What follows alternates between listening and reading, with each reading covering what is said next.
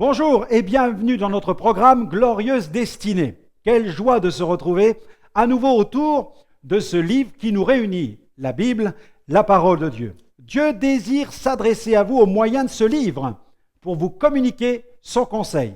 Et aujourd'hui, j'ai intitulé mon sujet « Un moment agréable avec Dieu ». Plus que jamais, il nous faut mettre du temps à part pour Dieu afin d'entendre sa voix et de connaître sa volonté révélée dans les Saintes Écritures. Jésus a enseigné que les vrais disciples, ce sont ceux qui écoutent sa parole. Mais avant d'aller plus loin, je vous invite à prier. Remettons ces moments entre les mains de Dieu. Seigneur, nous te remettons ce moment maintenant entre tes mains et nous te prions, Seigneur, de nous visiter par le Saint-Esprit. Bénis ton serviteur et touche le cœur de tous ceux qui nous écoutent en ce moment, afin qu'ils soient vivifiés par le ministère de ta parole, afin que chacun entre pleinement dans les œuvres que tu as préparées d'avance, mais aussi et surtout afin que chacun passe un moment agréable avec toi. Amen. Amen. Gloire au Seigneur. J'aimerais vous raconter une histoire missionnaire qui m'a beaucoup touché. Il s'agit d'une tribu indigène. En effet, cette tribu se tourna vers Jésus suite au travail persévérant d'une équipe missionnaire. Ces missionnaires leur ont enseigné tous les rudiments de la foi chrétienne et ces nouveaux convertis ont découvert l'importance de la prière et de la lecture de la Bible. Convaincus de la nécessité de prier, les hommes de cette tribu ont décidé de se retrouver chaque matin pour prier à l'orée de la forêt. Ainsi, chacun prit la bonne habitude, dès le petit matin, de se rendre au lieu de prière. Au fil des années, avec le grand nombre des allées et venues, il se dessina derrière chaque case un sentier conduisant au point de rencontre.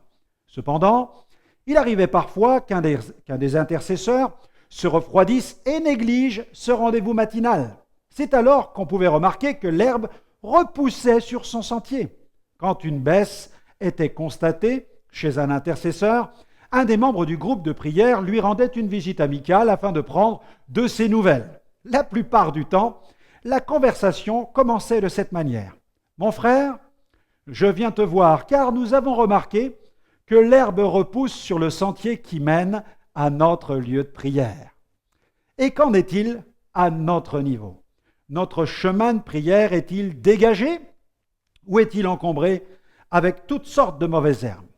Vous voulez que ça change et vous désirez obtenir des clés qui vont vous permettre de consolider votre culte personnel au quotidien. Alors, je vais vous en donner quelques-unes, mais avant cela, je vous propose d'écouter Dan Luyten qui nous chante « Voici le jour ».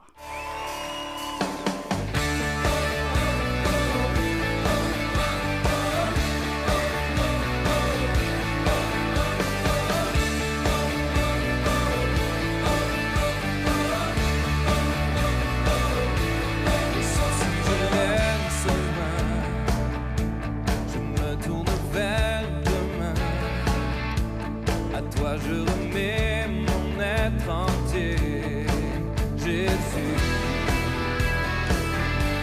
Les mains sont tendues vers toi, croyant que tout vient de toi.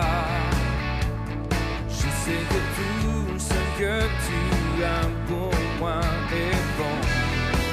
Voici bon, car voici le jour que tu as fait. Il est pour moi.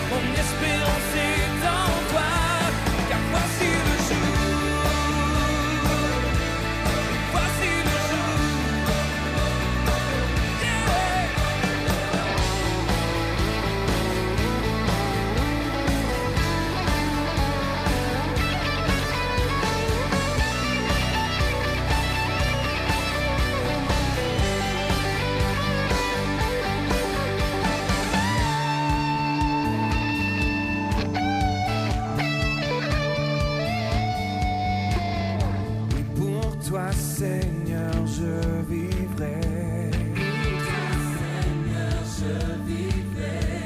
Fondé sur ta vérité. Pour toi, Seigneur, je vivrai. Fondé sur ta vérité. Car voici le jour que tu as fait. Il est pour moi un sujet de joie. Voici le jour que tu as fait. Il est pour moi un sujet de joie. Je n'aurai pas peur pour demain. Mes craintes sont entre tes mains. Je te suivrai sur le chemin. Mon espérance est en toi. Car voici le jour. Oui, voici le jour. Voici le jour que tu as fait. Car voici le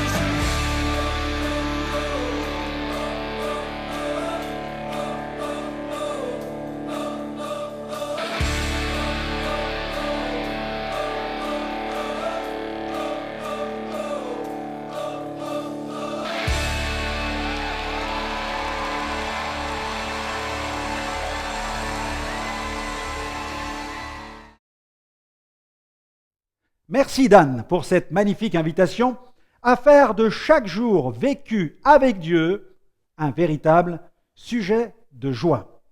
Premier point, il nous faut savoir consacrer du temps à Dieu. Savoir consacrer du temps à Dieu. Vous remarquerez que Dieu nous parle quand nous prenons le temps de lui parler. L'Esprit Saint a été répandu parce que les disciples passèrent quelques jours à prier dans la chambre haute. Paul et Barnabas furent appelés au ministère d'apôtres alors qu'ils célébraient le Seigneur dans la prière et dans le jeûne. Prenons le temps de parler à Dieu. Nous disposons de 168 heures par semaine. Nous dormons en moyenne 68 heures. Il nous reste 100 heures.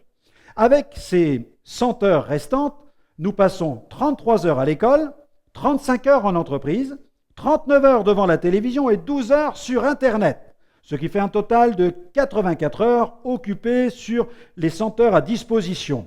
Il nous reste donc 16 heures. La durée en moyenne d'un service d'église est d'1h30. Un sermon dure en moyenne 30 minutes et on estime qu'un auditeur retient 6% d'un sermon. Quelle place accordons-nous à Dieu? Il est donc extrêmement important que le temps que nous passons avec Dieu soit un temps exploité au maximum. Dieu nous donne rendez-vous chaque jour à un point donné, celui de la prière. Donc vivre un moment de qualité. La qualité doit primer sur la quantité. Pour qu'une relation se construise harmonieusement et qu'elle devienne une véritable relation intime, il est indispensable d'y investir du temps. De nos jours, les gens sont pressés, débordés, stressés et même fatigués. Notre génération est la génération surbookée. Tout est fast aujourd'hui. Les repas sont pris rapidement dans des fast-foods. Les gens n'ont même plus le temps de se voir. Les célibataires n'ont même plus le temps pour trouver l'âme sœur. Un nouveau mode de rencontre s'appelle même le speed dating. Il est principalement réservé aux célibataires longue durée. Trop accaparés par leur carrière professionnelle, ces célibataires n'ont même plus le temps de faire des rencontres. Alors ils participent à des speed dating qui se déroulent la plupart du temps dans des bars ou des salles de restaurants. Ils y rencontrent des inconnus. Le but du jeu, donner l'opportunité à ces célibataires de rencontrer le maximum de personnes du sexe opposé dans le minimum de temps. Généralement, un speed dating dure 1 heure. Et durant cette heure, chaque célibataire aura la possibilité, autour d'un verre, d'avoir 7 rendez-vous de 7 minutes chacun. Bien entendu, tout cela n'est pas gratuit et le succès n'est pas vraiment au rendez-vous. Non. De nos jours, tout doit aller vite, mais malheureusement, la plupart du temps, c'est au détriment de la qualité. Posons-nous alors la bonne question. Quel genre de relation désirons-nous établir avec Dieu? Force est de constater que de plus en plus d'enfants de Dieu sont pris dans le tourbillon de leurs activités et ne prennent plus le temps d'avoir un moment avec Dieu au cours de la journée. Ne pensez-vous pas que la relation avec Dieu devrait être la base même de la vie spirituelle de tout enfant de Dieu, sa fondation? Chercher le conseil de Dieu serait-il devenu aujourd'hui une sorte d'option dans la vie du chrétien? J'espère que non. Le psalmiste répond à cette question sans détour. Nous allons lire un passage dans le psaume 127, versets 1 à 2, où il est écrit « Si l'Éternel ne bâtit la maison, ceux qui la bâtissent travaillent en vain. Si l'Éternel ne garde la ville, celui qui la garde veille en vain. En vain vous vous levez de bon matin, vous vous couchez tard, et vous mangez le pain de douleur. Il en donne autant à ses bien-aimés pendant leur sommeil. Amen. » Consacrer du temps à Dieu, un défi quotidien. Malheureusement, il arrive que, chez certains chrétiens, la communion avec Dieu ne ressemble plus qu'à une simple visite furtive. Le rendez-vous quotidien avec Dieu n'est plus à l'ordre du jour. Pour quelles raisons? Elles sont multiples. Certainement, en tout cas, le constat d'échec est là. Bill Hybels a écrit un livre dans lequel il décrit d'une manière remarquable cet état de fait. Il n'hésite pas à parler de son expérience personnelle. Le titre de ce livre est « Trop occupé pour ne pas prier ». Oui, vous avez bien lu, il n'y a pas d'erreur. Sommes-nous trop occupés pour prier? Alors, comme Bill Hybels, agissons. Vous pensiez peut-être que vous étiez seul à connaître cette difficulté. Détrompez-vous, passer un moment avec Dieu est un défi que chaque chrétien doit relever tous les jours. Jésus n'a-t-il pas reproché à ses disciples de ne pas être capables de passer ne serait-ce qu'une heure avec lui? Quand on pense à cette situation de crise dans laquelle se trouvaient les disciples, on peut s'étonner du peu d'engagement de leur part au niveau de la prière. Facile de critiquer, me direz-vous, oui, mais soyons honnêtes, nous n'aurions certainement pas été meilleurs qu'eux. Jésus s'était retiré à l'écart pour prier car il savait que l'heure des ténèbres avait sonné et que le moment où il devait mourir approchait.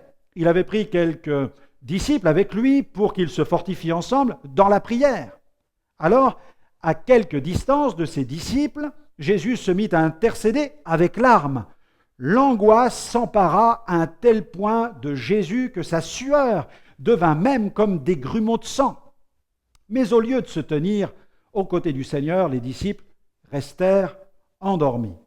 La Bible dit, dans Matthieu 26, verset 40, « Il vint vers les disciples, qu'il trouva endormis, et il dit à Pierre, « Vous n'avez donc pas pu veiller une heure avec moi. » Je crois que l'une des causes de notre manque de prière réside dans l'idée que nous nous faisons de ce moment que nous devons passer avec Dieu.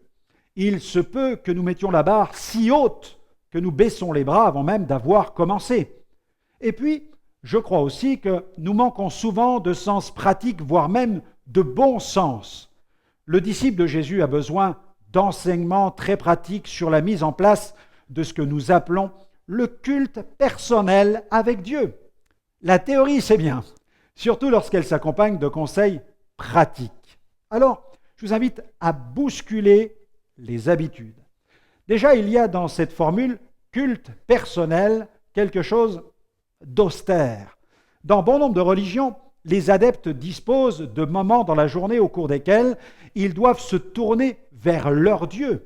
Ils doivent adopter une certaine position, ils élèvent une prière, et c'est fini. Souvent, n'est-ce pas ce que nous faisons? Nous parlons à Dieu, nous faisons notre prière comme une récitation. Nous parlons à Dieu, mais nous ne laissons pas Dieu nous parler. Ce genre de culte porte bien son nom, culte personnel. Sans faire de mauvais jeu de mots, nous pourrions l'appeler culte à sens unique, car où est la communion? Où est la relation avec Dieu? Le terme culte évoque pas mal de choses comme des chants, une étude biblique, une organisation, un timing. J'en vois déjà certains qui craignent de se lancer dans ce genre d'affaires. Je les entends dire « j'ai déjà du mal à me lever le matin, Je ne suis pas du matin. Le matin, je suis fatigué. Vous me direz peut-être que ça n'est pas une raison pour ne pas prier et vous aurez raison. Nous avons tous nos soucis et il ne faut surtout jamais se laisser gagner par la fatalité. Quoi qu'il en soit, je vous dirais franchement que je préfère quelqu'un qui fait son culte personnel par habitude que quelqu'un d'autre qui ne fait rien comme d'habitude. Mais cela ne doit pas nous empêcher de nous poser les bonnes questions. Il est bon de s'interroger sur le bien fondé de ce que nous faisons pour Dieu. Il se peut tout de même que notre concept du culte personnel ait bien besoin d'une sorte de dépoussiérage. Vous avez déserté le lieu-dit de votre culte personnel. Je vous propose non pas de reprendre les bonnes vieilles habitudes, mais plutôt d'adopter de nouvelles habitudes. Pourquoi ne pas opter pour une formule plus simple et plus flexible du culte personnel, quelque chose d'accessible à tous? Mais attention, le but n'est pas de changer pour changer. Si votre culte personnel actuel fonctionne bien, continuez-le. Il n'y a pas d'obligation de changer. Cependant, si vous aspirez à rénover votre moment de culte, alors pourquoi ne pas tenter ce que je vais vous proposer maintenant? Posez-vous la question. Est-ce que je vis dans mon culte personnel un véritable moment agréable avec Dieu? Alors, comment passer un moment agréable? Si vous souhaitez aménager, modifier, rénover ce culte personnel, je vous propose de mettre en place ce que nous pourrions appeler un moment agréable avec Dieu. Ah, ça sonne déjà mieux, n'est-ce pas? Je vous propose de composer un moment agréable avec Dieu en 3 parties. C'est facile. Quand nous sommes au culte, nous faisons 3 choses, vous avez remarqué? Nous chantons, nous ouvrons la Bible et puis nous prions. Voici l'organisation d'un moment agréable avec Dieu que je vous propose. Ce moment va se décliner en 3 phases. La partie louange, la partie étude de la parole, la partie prière. Pour la partie louange, j'ai constaté que la plupart du temps, ce domaine de la louange fait défaut. Généralement, dans un culte personnel traditionnel, on lit la Bible et on prie. La louange, quant à elle, est absente. Et il nous faut remédier à cela. Alors choisissez votre CD préféré de musique chrétienne. Cela fera très bien l'affaire. Et oui, pourquoi pas? Vous avez à domicile, dans votre pile de CD, une foule d'excellents morceaux de musique et même des MP3 dans votre ordinateur. Pourquoi ne pas en profiter? Allez-y, mettez votre appareil en marche. Glissez le CD que vous avez choisi, sélectionnez votre morceau. Maintenant, vous pouvez chanter. En pratiquant de la sorte, vous choisissez le style de musique chrétienne qui vous plaît le plus. Louange, gospel, gospel choir, R&B, pop, anti, afro-anti, rock, folk, qu'est-ce qu'il y a encore? Rap, techno, latino, chant à sonorité israélienne, musique celtique, du blues, du reggae, du ska, de l'instrumental peut-être, de la dance, du jazz, du classique. Et ça n'est pas le choix qui manque. Ainsi, vous êtes sûr que la partie musicale de votre moment agréable avec Dieu sera de qualité. 2 ou 3 chants peuvent faire l'affaire. Si vous voulez en écouter plus, libre à vous. Mais en tout cas, louez Dieu, louez Dieu. Pour la partie étude de la Bible, étude de la parole, je vous propose notre livre électronique gratuit intitulé « Dans son intimité ». Pour l'obtenir, il vous suffit de vous inscrire sur notre site en y entrant votre adresse mail. Vous recevrez dans les meilleurs délais ce livre, un livre ressources comprenant 365 pensées du jour avec des liens hypertextes qui peuvent, si vous le désirez, vous réorienter vers des ressources en vidéo, des prédications, des enseignements. Waouh, c'est génial, non? Ce livre vous permet aussi de lire la Bible en 1 an. Et nous avons encore ajouté une promesse biblique pour chaque jour avec des citations des plus grands revivalistes. Pendant votre temps de lecture, vous pouvez laisser la musique continuer en sourdine. Si la musique vous dérange dans votre lecture, coupez-la tout simplement. Pour la partie prière, vous pouvez clore ce moment agréable avec Dieu par quelques instants de prière. Vous vous demandez peut-être, mais pourquoi vais-je prier? Eh bien, c'est tout simple. Commencez par prier pour les membres de votre famille. Pensez quelques secondes à eux et vous verrez que le Seigneur va vous inspirer. Vous serez poussé à demander certaines choses précises pour eux. Et puis, élargissez ce cercle de prière si vous le souhaitez. Vous pouvez ajouter dans ce cercle vos amis, vos collègues de travail. Mais attention, car en faisant comme cela, vous prenez un risque, un bon risque. Vous risquez de prier plus longtemps que prévu. Veillez surtout à ce que ce moment soit véritablement un moment agréable avec Dieu. N'oublions jamais que Dieu est notre Père et comme un Père aime ses enfants, Dieu nous aime car nous sommes ses fils et ses filles. Il est notre bon Père céleste. Le prophète Jérémie, dans son livre au chapitre 31, verset 3, nous rappelle ceci. « De loin l'Éternel se montre à moi. Je t'aime d'un amour éternel, c'est pourquoi je te conserve ma bonté. » La communion entre deux personnes doit être une affaire de cœur avant tout. La communion ne doit jamais devenir une obligation ni une contrainte. Passer du temps avec son Père céleste ne doit jamais ressembler à une convocation au bureau. Ce rendez-vous divin est un tête-à-tête avec le Père céleste, un face-à-face avec Dieu qui nous aime. En fait, c'est un cœur à cœur. La communion avec Dieu est une affaire de cœur avant tout. C'est bien plus qu'une affaire de discipline. La discipline a tendance à rebuter alors que l'amour est le plus puissant des moteurs. Une plus grande compréhension de l'amour de Dieu produira une saine discipline dans notre vie. Non pas une discipline imposée, mais une discipline choisie.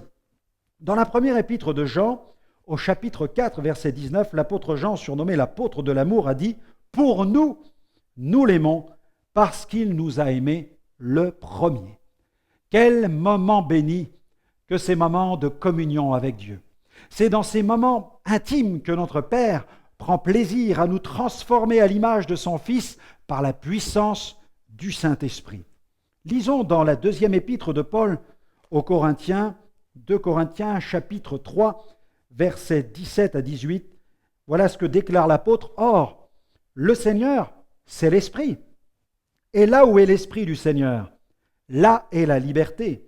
Nous tous, dont le visage découvert reflète la gloire du Seigneur, nous sommes transformés en la même image, de gloire en gloire, par l'Esprit du Seigneur. Amen. » Quand nous nous levons le matin, n'oublions jamais que c'est la journée que l'Éternel a faite. Chaque jour, nous disposons de 24 heures. C'est l'espace que le Seigneur met à notre disposition, à l'intérieur duquel nous devons fixer ce moment agréable avec Dieu. Notre heure sera son heure. Il est disponible pour nous 24 heures sur 24. À nous de choisir le moment qui nous conviendra le mieux. Pour certains, ce sera le matin, juste avant de prendre le petit déjeuner. Pour d'autres, ce sera après le petit déjeuner. Les mamans, quant à elles, peuvent prier quelques instants avec les enfants juste avant de les emmener à l'école. De retour à la maison, eh bien, elle pourra avoir son moment personnel avec Dieu. Le ménage peut bien attendre quelques secondes. Et puis, il y a ces mamans qui travaillent et qui doivent faire face aux tâches ménagères quotidiennes. Pas facile pour elles. Il leur faut beaucoup s'organiser. Le soir, juste avant d'aller se coucher, la famille peut se réunir quelques minutes pour vivre ce moment agréable avec Dieu. Papa est rentré du travail, maman souffle un peu, les enfants ont terminé leurs devoirs. C'est un excellent moment. Pas nécessaire de le faire durer trop longtemps. Souvenez-vous, la qualité doit primer sur la quantité. Se fixer un cadre pour cette rencontre est important. Fixez-vous un endroit pour ce tête-à-tête. Il est important que cet endroit ne soit pas un endroit bruyant. Trouvez un endroit tranquille où personne ne vous dérangera. Baissez la sonnerie du téléphone, activez votre répondeur, coupez votre portable avec toutes ces sonneries. Jésus, nous dit la Bible, se retirait à l'écart. Il se retirait dans les déserts et il priait. David, quant à lui, parlait à Dieu sur sa couche. Je lis dans le psaume 63, verset 6, « Lorsque je pense à toi sur ma couche, je médite sur toi pendant les veilles de la nuit. » Jésus a dit dans Matthieu 6, 6, « Mais quand tu pries, entre dans ta chambre, ferme ta porte et prie ton Père qui est là dans le lieu secret, et ton Père qui voit dans le secret te le rendra. » Fixez le bon moment de ce rendez-vous. Le moment de la journée ne sera pas le même pour tout le monde. Si vous n'êtes pas du matin, prévoyez ce tête-à-tête à un autre moment de la journée tout simplement.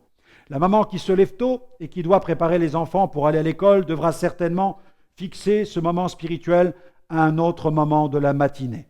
Il nous faut nous souvenir d'une chose. Le Seigneur est flexible. Il est possible de nous tourner vers lui à tout moment de la journée. Il peut s'adapter à notre rythme de vie sans problème. Maintenant, la balle est dans notre camp. Il ne nous reste plus qu'à nous fixer les priorités. Cela, le Seigneur ne pourra pas le faire à notre place. Eh bien voilà, notre émission se termine. Je vous invite à me retrouver dans une prochaine émission.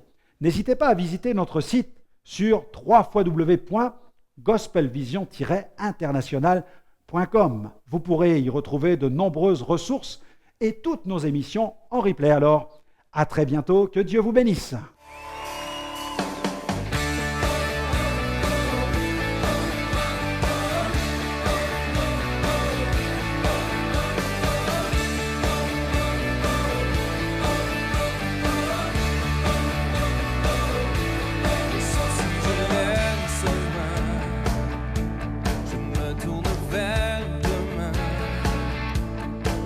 Je remets mon être entier, Jésus.